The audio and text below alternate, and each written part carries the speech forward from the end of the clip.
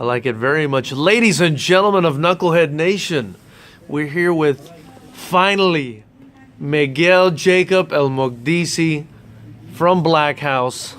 Professional fighter. How are you doing, brother? I'm doing very good. It's a pleasure to be talking with you guys. We've been trying to set this up for a while, and now finally, everything worked out. I got lucky and lightning struck, brother. I'm loving the shirt, by the way. Is that what you do with your girlfriends?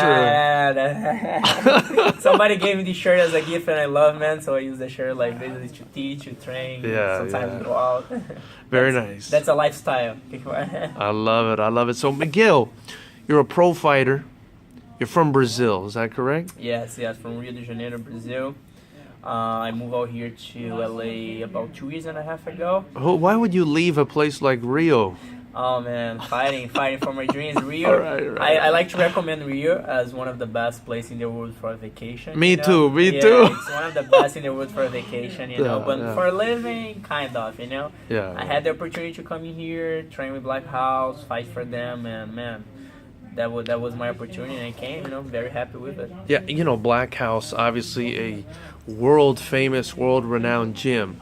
How did you connect with them? So I met George. He's one of the owners, and one of the managers of Blackhouse. I met him like long time ago. I was just a kid that was starting on kickboxing, in Brazil.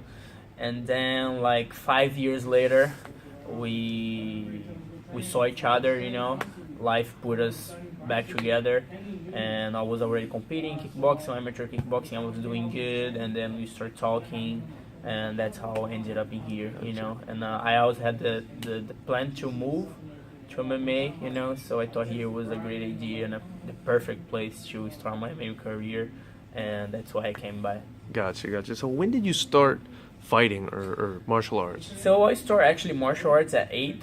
I was 8 years old. I started judo. Then I started jiu-jitsu when I was 9, and then I started kickboxing when I was 10. I started kickboxing when I was 10, and I fell in love completely.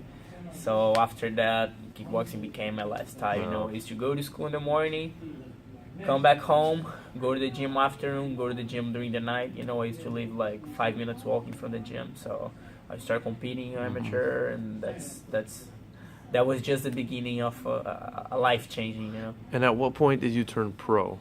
So when I was kind of 15 to 16 years old, we used to have a program in Brazil. They used to sponsor like kickboxing fighters for international titles. So I started making some money, fighting kickboxing, traveling, and that's when fighting became my full-time job when I was 16. And at 17, I went to Thailand, for a while. So I started doing my pro fights over there, in Thailand, fighting Muay Thai. I stayed over there for a couple months, to learn everything about Muay Thai and, to progress, my striking, because I've been always a kickboxer. So I think going up there, living and learning from there would be a good idea, and I love it, It brought me a lot of good things, to my game. Yeah, so you've been doing kickboxing, but you also said you've been doing jiu-jitsu since you were 9 years old. You're training here. You told me Kenny Johnson trains you in wrestling. Kevin Casey trains your jiu-jitsu. I mean, you like MMA as well. You like boxing. Which one do you prefer doing at this point? Since I was a kid, I grew up watching UFC on TV. Fighting is a huge sport in Brazil. It's like a national sport. We have soccer, and now we have fighting. So I always wanted to move to MMA, but I fell in love with striking. Once I started competing, I started winning. I was like, man, striking is really what I love to do. So I stopped grappling at all, and I focused just on kickboxing. Where it was it was very good for me at the time, because I could, conquer some important amateur titles, in Brazil and in the international, in another places, I focused a little more, and then I came back grappling like when I was 16. I love MMA. My goal nowadays is to become one of the top, one of the best on MMA, but I also love striking, I decided to move completely to MMA, and focus 100% on that. But I'm still down to fight kickboxing and Muay Thai, you know, all depends on the opportunity that comes, you know. I just fought Muay Thai last year, you know, like maybe 4 months ago. Yeah. I decided to try again, and man, you know, it's something that inside of me, you know, I really love striking, you know. But I also like MMA, and MMA, I think we have better offers nowadays, you know, we have more money, I think the opportunities are better, you know, the market is bigger. For sure. You know, so I think my heart is split. But nowadays I go for MMA. Yeah.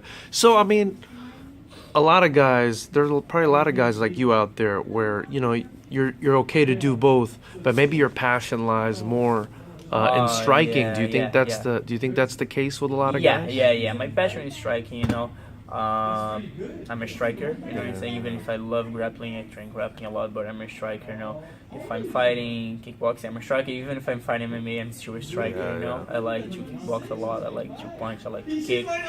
So you know, that's something that I really love. But nowadays, I'm more into MMA. You know, I'm more into MMA. You know, trying to go to a bigger place in MMA. You know, that's my goal now. You know, I'm very happy. Also, know I love MMA. Also, know I love mixing everything. I love, you know, like all the sport, like all the action on the sport. You know, you punch and then you're on the ground, then you're grappling, and then you're getting choked, then you're choking, and then you're punching. So MMA nowadays, it makes me more happy, you know, than strike. You know, I've been kickboxing in Brazil for a long time. I fought a lot amateur kickboxing, a lot.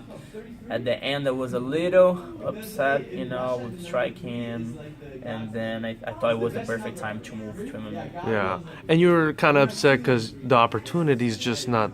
It's not as much. Is that what it is? Yeah. Especially in Brazil, you know, when you don't have that much investment for both for MMA or for kickboxing. You know, he's talking about straight to striking. You know, there's no investment. You know what I'm saying? Like Brazil is going through a hard time right now, and so I was like very, you know, unhappy with all the opportunities that was coming to me. You know, if you want to live, just fighting, striking, you know, kickboxing, Muay Thai, you gotta move. You gotta go or to Thailand or Europe, you know. If you're, you know, if you like Muay Thai, go to Thailand. If you like kickboxing, go to Europe, you know, where you can find better fights. Do you have a fight lined up right now? Right now, man, we are in touch, trying to get something for maybe March. Wow. You know, I'm trained, I'm ready, you know, 155. I'm trying to fight as soon as possible, you know. I never stop training. I'm always training hard at Blackhouse. I also work with Jason Park, you know, that helps me with my Muay Thai. So I'm always trained. I'm always in shape.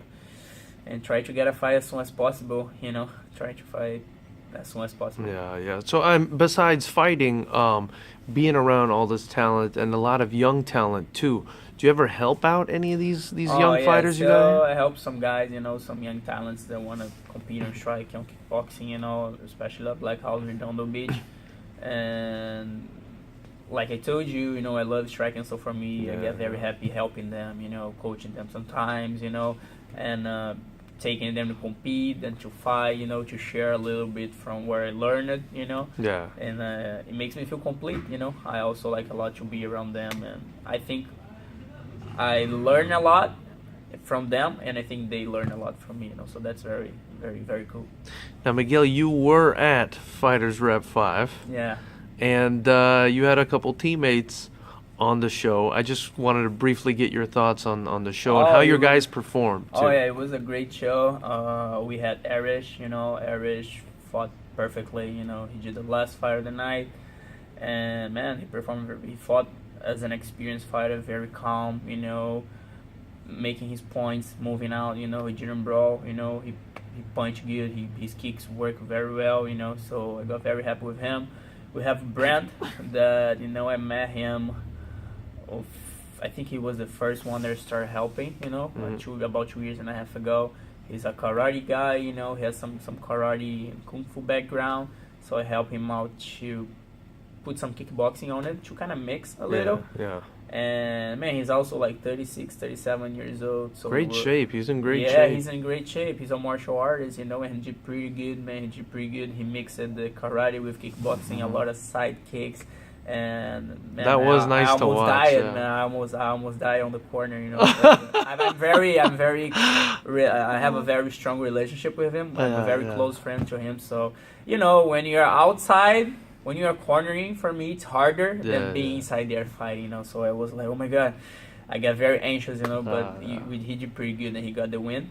And then we had Keita, you know. Keita, he's a Japanese guy that came here to the U.S. like about a year and a half ago. We have the language barrier because, like, I'm from Brazil, my English is okay, and he's from Japan. Your English is perfect. It's getting there, you know. And he's like, he's Japanese. His English it's not good, so we have that kind of the language barrier. For sure. But he also did a good job. He started a little. He's more used to Muay Thai rules, you know. Yeah. And he was fighting like unified rules. There's like more kickboxing, so.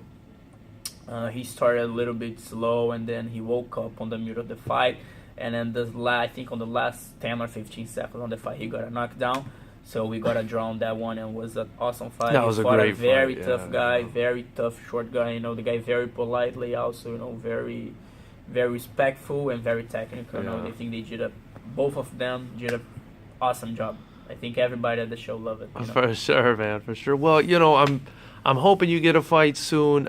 Is there a show like you would prefer to be on? Like maybe someone you want to, you know, a promotion you want to shout out, tell them, hey, put me on the show or someone, or it doesn't matter? Right now I'm trying to fight anywhere. I'm ready to fight anywhere, you know, like maybe some local shows here, you know, like LFA. It's one that, you know, I'm trying to get a fight right now, you know.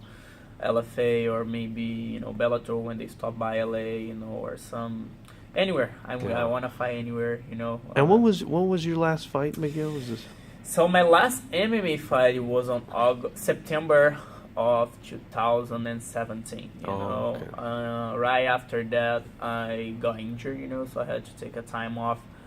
That's why I fought Muay Thai on last September 2018, just to, you know, get used again, go to a training camp, see how my body was going to react, you know.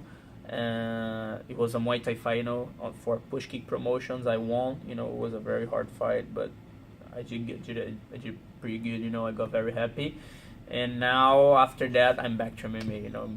I'm looking for MMA fights again, you know. Well, we're hopeful. We hope you find that fight you're looking for. I'm sure it's just around the corner. Before I let you go here, Miguel, is there anything you want to say to anyone? Your fans in Brazil, your family, anyone, your fans here in the U.S., anything you want to say? I just want to say thank you, guys. I have a lot of people that supports me, you know, friends, my family, my coaches, my teammates, you know, Blackhouse, everybody from Blackhouse that since I've been here has been my family here in the U.S. You know, I think we have a very good relationship. Everybody, you know, always training hard together, always motivating each other. You know, my friends and family in Brazil, my coach in Brazil also, you know, that had been with me since the beginning, you know.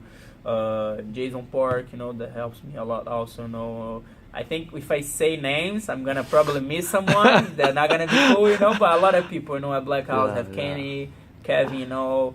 Now I have Samurai, you know. I have my coach Pamplona that moved to Singapore also, you know. So we've been together for a while here in the U.S. also. So a lot of people, man, people from Blackhouse, Redondo Beach. And yeah, just thank you, you know, and hopefully on the next couple months I'm gonna make everybody happy with good news. Awesome, Miguel. Have a great one, man. We appreciate your time so much, brother. Thank you very much. See you guys soon. For sure.